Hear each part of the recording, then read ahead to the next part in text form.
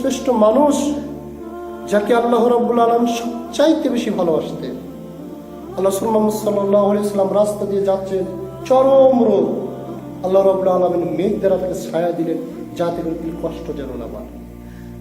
আল্লাহ রাসূল মুহাম্মদ সাল্লাল্লাহু আলাইহি ওয়াসাল্লাম বাইতুল মাকদিসের দিকে মুখ করে 17 থেকে 18 মাস সালাত আদায় করতেছিলেন, কিন্তু তার ইচ্ছা ছিল যে কাবা যেন কিবলা নির্ধারণ হয়। রাসূল মুহাম্মদ সাল্লাল্লাহু আলাইহি ওয়াসাল্লাম সালাতরত অবস্থায় অন্তরের বিষয়ে আল্লাহ জানেন, তিনি আসমানের দিকে বারবার তাকাচ্ছেন আল্লাহ যেন এই আয়াতটা যেন নাযিল করে কাবাকে যেন কিবলা করে।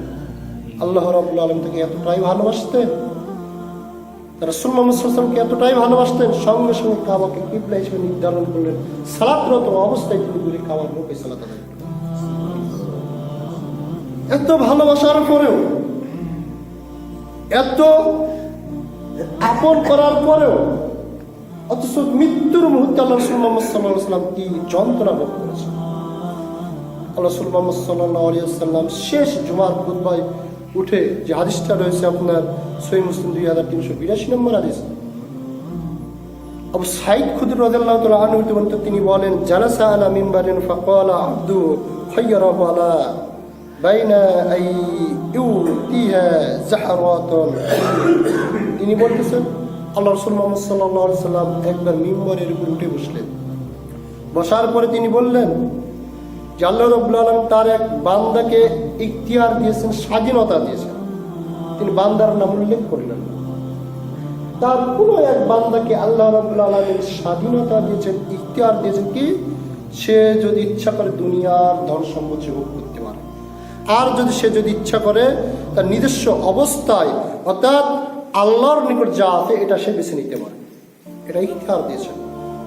তো তার এই বান্দা যাকে ইখতিয়ার দেওয়া হয়েছে, তার এই বান্দা আল্লাহর নিকট যা রয়েছে সেটাকেই তিনি বেছে নিয়েছেন, সেটাকেই তিনি পছন্দ করেছেন। আবু বকর রাদিয়াল্লাহু তাআলা আনহু সবচেয়ে জ্ঞানী ব্যক্তি ছিলেন। তিনি সেখানে কান্না করতে শুরু করলেন আর তিনি বললেন যে আমার মা বাবা রাসূল মুহাম্মদ সাল্লাল্লাহু আলাইহি ওয়াসাল্লাম রাসূলের জন্য কুরবান হোক, তিনি হচ্ছেন সেই ব্যক্তি, তিনি হচ্ছেন মুহাম্মদ সাল্লাল্লাহু আলাইহি ওয়াসাল্লাম। আল্লাহকে বেছে নিয়েছেন মানে তিনি আর আমাদের নিকট থাকবেন না, বেশি দিন আর আমাদের নিকট থাকবেন না। তিনি হচ্ছেন তার সফর সঙ্গী, সর্ব অবস্থায় মুহাম্মদ সাল্লাল্লাহু আলাইহি ওয়াসাল্লামের জন্য প্রস্তুত তিনি থাকতেন। অথচ আজকে তিনি চিন্তা ভাবনা করছেন সেই সফর সঙ্গীকে, তার জীবনের চাইতে যাকে ভালোবাসতেন এমন ব্যক্তিকে হারাতে হচ্ছে, এটা ভেবে তিনি কান্না, জুমার সালাত মিম্বরে তিনি কান্না করতেছেন। মানুষ বলছেন এই বৃদ্ধ আবু বকরের আবার এমন কি হলো, তিনি কার কথা বলতেছেন আর তিনি কান্না করতেছেন। এ দিনী ভাই, এ দিনী মুসল্লি এতটাই বেশি আবু বকর রাদিয়াল্লাহু তাআলা আনহু আল্লাহ রাসূল মুহাম্মদ সাল্লাল্লাহু আলাইহি ওয়াসাল্লামকে ভালোবেসেছেন, কিন্তু এই ভালোবাসা দিয়ে কি আল্লাহ রাসূলের মৃত্যু যন্ত্রণা হতে একটু বিন্দু পরিমাণ আযাবকে রক্ষা করতে পেরেছিলেন? পারেন নাই। আজকেও দেখেন যে মৃত ব্যক্তি, তার বাবা তার সামনে, মা তার সামনে, সন্তান তার সামনে, কত মানুষ মৃত ব্যক্তি দেখতেছে, কত মানুষকে দেখতেছে, তার সামনে কি ঘটতেছে সে একমাত্র জানে। মৃত্যু যন্ত্রণা কিভাবে তাকে দেওয়া হচ্ছে সে শুধুই জানে।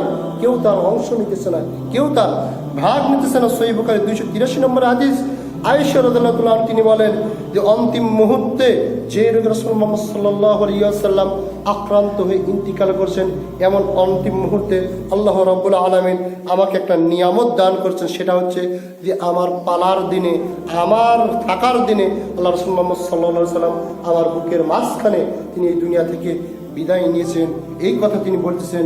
তারপরে তিনি বর্ণনা দিতেছেন, তিনি বলতেছেন আল্লাহ রাসূল মুহাম্মদ সাল্লাল্লাহু আলাইহি ওয়াসাল্লাম মৃত্যু রোগে আক্রান্ত, তিনি উঠতে পারতেছেন না। এমন মুহূর্তে আযান হয়ে গেছে, জামাত শুরু করবে। সাহাবায়ে কেরাম রাসূল মুহাম্মদ সাল্লাল্লাহু আলাইহি ওয়াসাল্লামের দিকে তাকিয়ে রয়েছেন যে কখন আসবেন, ইমামতি করবেন। আল্লাহ রাসূল মুহাম্মদ সাল্লাল্লাহু আলাইহি ওয়াসাল্লাম মৃত্যু রোগে আক্রান্ত, তিনি উঠতে পারতেছেন না, তিনি সালাতের জন্য মন ব্যাকুল হয়ে আছে। শেষ সালাত অন্তত জামাতের সহিত তিনি আদায় করতে চাচ্ছেন, অথচ রাসূল মুহাম্মদ সাল্লাল্লাহু আলাইহি ওয়াসাল্লাম উঠতে পারতেছেন না। এবং তার লোক পাঠানো হলো। রাসূল মুহাম্মদ সাল্লাল্লাহু আলাইহি ওয়াসাল্লাম আবু বকরকে বললেন তিনি যেন তাদের সালাত পড়িয়ে দেন। আবু বকর রাদিয়াল্লাহু তাআলা আনহু সালাতে দাঁড়িয়েছেন। আল্লাহ রাসূল মুহাম্মদ সাল্লাল্লাহু আলাইহি ওয়াসাল্লাম একটু সুস্থ অনুভব করলেন, অথবা দুই সাহাবীর কাঁধের উপর ভর দিয়ে রাসূল মুহাম্মদ সাল্লাল্লাহু আলাইহি সাল্লাম পাটাকে ছেঁচড়িয়ে আসতেছেন কিসের জন্য?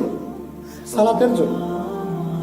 আর আমরা সুস্থ অবস্থায় সালাত আদায় করি না, সুস্থ অবস্থায় সালাত আদায় করি না। সালাত যদি আদায় কেউ যদি এক ওয়াক্ত যদি না পড়তে পারতো, মানে মাপ যদি পেত, তাহলে স্বয়ং মুহাম্মদ সাল্লাল্লাহু আলাইহি ওয়াসাল্লামই পেতেন। অথচ এমন মুহূর্তে রাসূল মুহাম্মদ সাল্লাল্লাহু আলাইহি ওয়াসাল্লাম পাটাকে ছেঁচড়িয়ে আসতেছেন। আবু বকর এবং সাহাবায়ে কেরাম যদিও তারা সালাত আদায় করতেছেন, কিন্তু তাদের অন্তর কোথায় ছিল? মুহাম্মদ সাল্লাল্লাহু আলাইহি সাল্লামে এর দিকে তাদের অন্তর ছিল। আবু বকর রাদিয়াল্লাহু আনহু দেখতেছেন রাসূল মুহাম্মদ সাল্লাল্লাহু আলাইহি সাল্লাম তিনি আসতেছেন। আল্লাহ রাসূল মুহাম্মদ সাল্লাল্লাহু আলাইহি সাল্লাম আসলেন, আবু বকর দাঁড়িয়ে আছেন। আল্লাহ রাসূল মুহাম্মদ সাল্লাল্লাহু আলাইহি সাল্লাম তার পাশে বসলেন। আল্লাহ রাসূল মুহাম্মদ সাল্লাল্লাহু আলাইহি সাল্লাম দাঁড়িয়ে সালাত আদায় করতে পারতেছেন না, তিনি বসে পড়লেন। আল্লাহ রাসূল মুহাম্মদ সাল্লাল্লাহু আলাইহি সাল্লাম সালাত শুরু করলেন। আবু বকর রাসূলের অনুসরণ করলেন, আর পিছনে যে সমস্ত মুসল্লিরা ছিলেন তারা আবু বকর রাদিয়াল্লাহু আনহু এর অনুসরণ করলেন। এইভাবে সালাতটাকে শেষ করলেন রাসূল মুহাম্মদ সাল্লাল্লাহু আলাইহি ওয়াসাল্লাম। রাসূল মুহাম্মদ সাল্লাল্লাহু আলাইহি ওয়াসাল্লামের ইন্তিকালের পূর্ব মুহূর্তে ওই রাতে জিবরাইল আলাইহিস সালাম আসলেন, সাথে একজন ফেরেশতাকে নিয়ে আসলেন যার নাম হচ্ছে মালাকুল মাউত। একজন ফেরেশতাকে নিয়ে আসলেন। আল্লাহ রাসূল মুহাম্মদ সাল্লাল্লাহু আলাইহি ওয়াসাল্লাম এর নিকট জিবরাইল আলাইহিস সালাম অনুমতি নিয়ে প্রবেশ করে বললেন, আল্লাহ রাসূল মুহাম্মদ সাল্লাল্লাহু আলাইহি ওয়াসাল্লাম আপনি সালাম গ্রহণ করুন। আজকে আপনাকে এমন এক ফেরেশতার সাথে পরিচয় করিয়ে দেব যে আগে কোনোদিন আসে নাই, পরেও কখনো আসে নাই। এমন একজন ফেরেশতাকে পরিচয় করিয়ে দেব, আপনি যদি অনুমতি দেন তাহলে অবশ্যই আমি সেই ফেরেশতাকে নিয়ে আসবো। আল্লাহ রাসূল মুহাম্মদ সাল্লাল্লাহু আলাইহি ওয়াসাল্লাম তাকে অনুমতি দিলেন, তিনি গেলেন। যার পরে রাসূল মুহাম্মদ সাল্লাল্লাহু আলাইহি ওয়াসাল্লামকে সালাম দিলেন। সালাম দেওয়ার পরে বললেন, হে আল্লাহর রাসূল আপনি যদি অনুমতি দেন তাহলে আমি আপনার জান কবজ করতে পারি, আমি আমার কাজ শুরু করতে পারি। আল্লাহ রাসূল মুহাম্মদ সাল্লাল্লাহু আলাইহি ওয়াসাল্লাম বললেন, আমি যদি অনুমতি তোমাকে যদি না দিই তাহলে মালাকুল মাউত বলতেছেন, তাহলে আমার রব বলেছেন আমাকে ফিরে যাওয়ার জন্য বলেছেন। সুতরাং আল্লাহ রাসূল মুহাম্মদ সাল্লাল্লাহু আলাইহি ওয়াসাল্লাম বললেন, তারপরে কি হবে? তারপরে যখন আবার বলবেন তখন আমি আবার উপস্থিত হব। রাসূল মুহাম্মদ সাল্লাল্লাহু আলাইহি ওয়াসাল্লাম অনুমতি দিলেন। এমন মুহূর্তে আবু বকর রাদিয়াল্লাহু তাআলা আনহু, আব্দুর রহমান ইবনে আউফ রাদিয়াল্লাহু তাআলা আনহুমা ঘরের ভিতর প্রবেশ করলেন। এখানে আয়েশা রাদিয়াল্লাহু তাআলা আনহু ছিলেন, ফাতিমা রাদিয়াল্লাহু তাআলা আনহু এরাও ছিলেন। আব্দুর রহমান ইবনে আউফ রাদিয়াল্লাহু তাআলা আনহু মিসওয়াক নিয়ে তিনি ঘরের ভিতর প্রবেশ করলেন। রাসূল মুহাম্মদ সাল্লাল্লাহু আলাইহি ওয়াসাল্লাম বারবার মিসওয়াকের দিকে তাকাচ্ছেন। আয়েশা রাদিয়াল্লাহু তাআলা আনহা বললেন, আল্লাহর রাসূল আপনি কি মিসওয়াক করতে চান? মৃত্যু যন্ত্রণা শুরু হয়ে গেছে, তিনি সেইরকমভাবে কথা বলতে পারতেছেন না। দেখবেন মুমূর্ষ ব্যক্তি যখন মৃত্যু যন্ত্রণা শুরু হয় তখন আর কথা বলতে পারে না, মুখ বন্ধ হয়ে যায়, চোখ ধুলোসে হয়ে যায়, চেহারা বিবর্ণ হয়ে যায়। রাসূল মুহাম্মদ সাল্লাল্লাহু আলাইহি ওয়াসাল্লাম ইশারা করতেছেন। তখন আয়েশা রাদিয়াল্লাহু তাআলা আনহু আব্দুর রহমান ইবনে আউফ রাদিয়াল্লাহু তাআলা আনহু এর নিকট থেকে মিসওয়াক নিলেন। মিসওয়াক নিয়ে রাসূল মুহাম্মদ সাল্লাল্লাহু আলাইহি ওয়াসাল্লামকে দিলেন। মিসওয়াক শক্ত থাকার কারণে রাসূল মুহাম্মদ সাল্লাল্লাহু আলাইহি ওয়াসাল্লাম মিসওয়াক করতে পারতেছেন না। তখন আয়েশা রাদিয়াল্লাহু তাআলা আনহু নিজের মুখে নিয়ে চাবিয়ে নরম করে দিলেন, যাতে আয়েশা রাদিয়াল্লাহু তাআলা আনহুর থুতু সেই মিসওয়াকেতে ছিল। আল্লাহ রাসূল মুহাম্মদ সাল্লাল্লাহু আলাইহি ওয়াসাল্লাম সেই মিসওয়াক দ্বারা তিনি মিসওয়াক করলেন, আর আয়েশা রাদিয়াল্লাহু তাআলা আনহুর থুতু একত্র হয়ে গেলেন। তাই তিনি বলছেন, আল্লাহর পক্ষ থেকে একটা যে বড় নিয়ামত যে রাসূলের থুতুর সাথে আমার থুতু এই দিনই একত্র হয়েছিল। আল্লাহ রাসূল মুহাম্মদ সাল্লাল্লাহু আলাইহি ওয়াসাল্লাম মিসওয়াক করলেন, তার সামনে পানি ছিল, পানি নিয়ে এইভাবে মুখ মুছতেছেন, এইভাবে মুখগুলো মুছতেছেন, বারবার পানি নিতেছেন।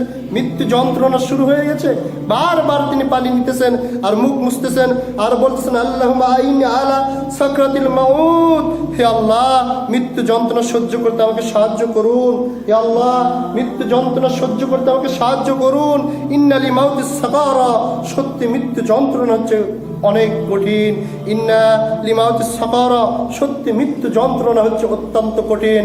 আজরাইল যে মালাকুল মাউত, তিনি যখন তার বুকের উপর জান কবজ করার জন্য হাত রাখলেন, রাসূল মুহাম্মদ সাল্লাল্লাহু আলাইহি ওয়াসাল্লাম বলছেন, স্বয়ং যেন উহুদ পাহাড় দিয়ে আমার বুকে চেপে ধরা হয়েছে, এতটাই তিনি কষ্ট অনুভব করতেছেন। আর তিনি দুই হাত তুলে আল্লাহর দরবারে বারবার তিনি বলছেন, বালির রাফিকিল আলা, আমি উচ্চে সমাসীন হতে বন্ধুর সঙ্গে মিলিত হতে চাই।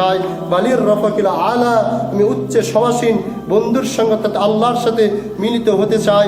এই অবস্থা দেখে তার মেয়ে ফাতেমা এই অবস্থা অবস্থা দেখে, বাবার এই মৃত্যু যন্ত্রণা দেখে অত্যন্ত কণ্ঠে যখন, কাতর কণ্ঠে যখন আল্লাহ রাসূল মুহাম্মদ সাল্লাল্লাহু আলাইহি ওয়াসাল্লাম বারবার বলছেন, মৃত্যু যন্ত্রণা অত্যন্ত কঠিন, মৃত্যু যন্ত্রণা অত্যন্ত কঠিন।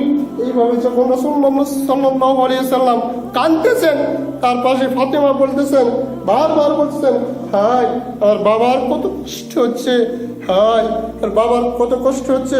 নবী করিম সাল্লাল্লাহু আলাইহি ওয়াসাল্লাম বললেন, লাইসা আলা আবিকি কারবুন বাদা ইয়াম, আজকের পর থেকে তোর বাবার আর কোনো কষ্ট নেই। দিন ভাই, দিন মুসল্লি, একটু চিন্তা ভাবনা করে দেখুন, পৃথিবীর মধ্যে সর্বশ্রেষ্ঠ মানুষের জান কবজ করা হচ্ছে, যার সুপারিশ ব্যতীত জান্নাতে যাওয়া যাবে না, আল্লাহর অনুমতি ব্যতীত যার সুপারিশ যিনি করবেন তিনি হচ্ছেন মুহাম্মদ সাল্লাল্লাহু আলাইহি ওয়াসাল্লাম, যার আগের পিছের সমস্ত গুনাহ আল্লাহ রাব্বুল আলামিন মাফ করে দিয়েছেন। এমন ব্যক্তি মৃত্যু মুহূর্তে কাতর হয়ে তিনি বলতেছেন, মৃত্যু যন্ত্রণা অত্যন্ত কঠিন।